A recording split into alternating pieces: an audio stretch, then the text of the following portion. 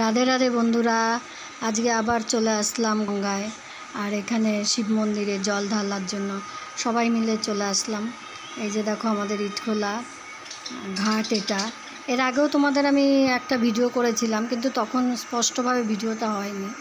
যাই হোক, এই যে এখানে দেখো আমাদের বাবা সাদা একদম ধূপ ধূপ করছে, আমাদের ভোলানাথ। আর যে ব্রাহ্মণ কাকা, উনি পুজো করছিলেন।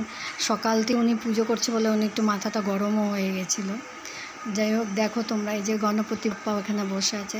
জানো তো, ঘাটটা যেমন সুন্দর ঠিক তেমনি সুন্দর এই শিব মন্দিরটা, খুবই সুন্দর। এখানে বজরংবলী, মাতাজি, সব রকম ঠাকুরই আছে। আর এখানে প্রচুর প্রচুর লোক আসে।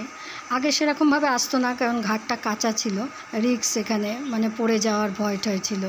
আর এখন ঘাটটা এত সুন্দর করে দিয়েছে যে এখানে প্রচুর প্রচুর লোক আসে।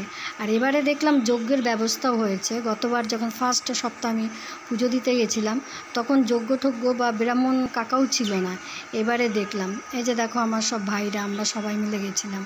এই একজন ভাই, আরও দুজন তিনজন আছে। তো আমরা যেখানেই যাই একটা দলবদ্ধভাবেই যাই।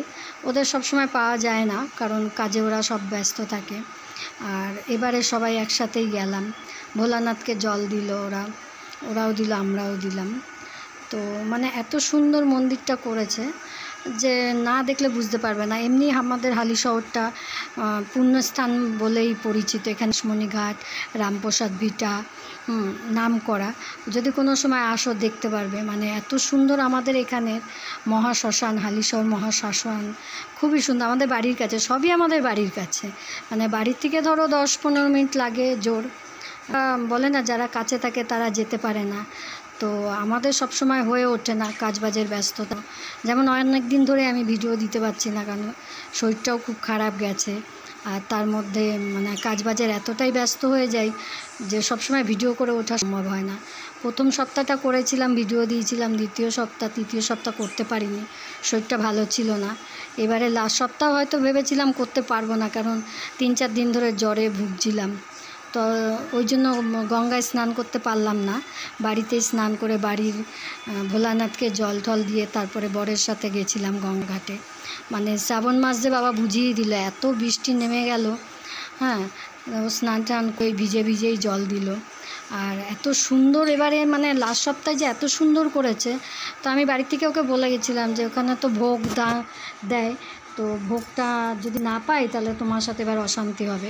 কারণ ওখানে 12টা থেকে 12:30টার মধ্যে ভোগটা দেয়া হয়। কিন্তু আমরা এবারে 2:30-3টে বেজে গেছে, তো ভেবেছিলাম ভোগ পাবো না। একটু মনটা গিয়ে দেখলাম সব ধোয়ানো হয়ে গেছে, ভোগ হয়তো পাবো না। কিন্তু বলে না কপাল। আর গোপালকেও বলে গেছিলাম যদি ভোগ পাই তোকে আগে খাওয়াবো, তোর জন্যই আনতে যাব। তো সত্যি আমার ভগবান আছে, আমি বিশ্বাস করি। তো গিয়ে দেখলাম যে ভোগ পেলাম না, মনটা খারাপ হয়ে আমার বরকে বললাম যে ভোগ পেলাম না তোমার জন্য। তো ও একজনকে বললো, ওরই বন্ধু, তা বললো দাঁড়া দেখছি বলে ও ভোগ দেখলাম যে ভিতর থেকে ভোগ এনে দিল। তারপরে আরও এক দাদা, সেও দেখি এসে বলছে আমার সাথে, নিজে থেকেই কথা বললো। তা কথা বলতে বলতে বললো যে ভোগ পেয়েছে না? বললাম না, আমাদের লেট হয়ে গেছে। তা ওর বন্ধুকে ব্যবস্থা করছে বলে দাঁড়ান আমিও দেবো। তো যাই হোক, গোপালের কৃপার, মহাদেবের মানে একদম মেন ভোগ যেটা বাবাকে ভোগ দেয়া হয়, সেই ভোগটাই আমার কপালে আজকে জুটলো। আর ওই দাদাও বলল আপনার কপালটা খুবই ভালো, যার জন্য আপনি এই ভোগটা পেলেন। তো এই যে আমাদের গঙ্গা দেখতেই পাচ্ছ, গঙ্গা যেহেতু বৃষ্টি হচ্ছে, প্রচুর জল, প্রচুর। আর এত সুন্দর, খুবই ভালো লাগে ওখানে গেলে পরে। তো গঙ্গার পাড় থেকে ওপারের একটা মন্দির দেখানোর অনেক চেষ্টা করলাম বড় করে। ওটা হচ্ছে ওপারে চুঁচড়ার ওখানের মন্দির। হ্যাঁ, এখানে আছে, কিছুটা দেখতে পাবে তোমরা, পুরোটা না দেখতে পারলে। তো যাই হোক, কোনো সময় যদি হালিশহরে আসো, এসব জায়গাগুলো ঘুরো, আশা করি তোমাদের ভীষণ ভীষণ ভালো লাগবে। কারণ এখানে একটা ভগবানের যে কৃপা আছে সেটা তোমরা পদে পদেই পেয়ে যাবে। আর বিশেষ করে রামপ্রসাদ ঘাট, রানী রাসমণি মন্দির, তারপরে আমাদের এখানে অনেক অনেক মানে নাম করা জিনিস আছে। প্রত্যেকটা ঘাট এত সুন্দর। হালিশহর পার্ক, মানে প্রত্যেকটা জায়গায় পার্কে ঢুকতে গেলে তোমাকে টাকা দিয়ে ঢুকতে হবে, কিন্তু আমাদের হালিশহর পার্কে কোনো টাকা পয়সা কিচ্ছু লাগে না। ওই যে মন্দিরটা আমি দেখানোর চেষ্টা করছি, ওটা ওপার হুগলি চুঁচড়ার। তো অনেকটা চেষ্টা করেছিলাম, কিছুটা এসছে, পুরোটা তো আনা সম্ভব না, যেহেতু গঙ্গাটা তো আর ছোটো নয়। তবুও চেষ্টা করলাম তোমাদেরকে এগুলো দেখানোর। দেখো তোমরা, হ্যাঁ, তো লাস্ট পর্যন্ত যতটা পেরেছি চেষ্টা করে গেছি। দেখো তোমরা, তোমাদের যদি ভালো লাগে আমাকে একটু জানিও, তাহলে কি আমার মনটা ভালো লাগে আর ভিডিও করতে ভালো লাগে। যাই হোক, কেমন লাগলো আমাদের হালিশহর নাম করা জায়গা।